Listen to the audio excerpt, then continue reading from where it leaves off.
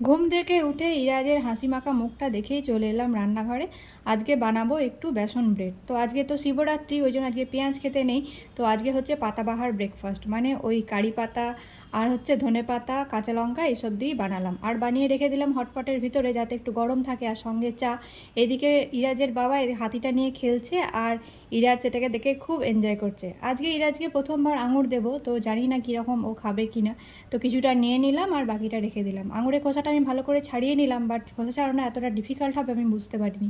এদিকে ইরাজ ঘুমাচ্ছে, আর ওর বাবা পাশে একটা মশা মারার ব্যাট নিয়ে বসে আছে যাতে ছেলেকে মশা না লাগে, আর নিজেও একটু পড়াশোনা করছে। ইরাজের আঙুরটা আমি রেডি করে নিয়েছি, কিছুটা স্ম্যাশ করে নিয়েছি, কিছুটা পিস করে রেখেছি। কোনটা খাবে আমি বুঝতে পারছি না। আর আমাদের জন্য আজকে একটু খিচুড়ি বানাবো, সেই জন্য একটু চাল, ডাল, ছোলা, বাদাম আর কিছু সবজি নিয়ে নিয়েছি।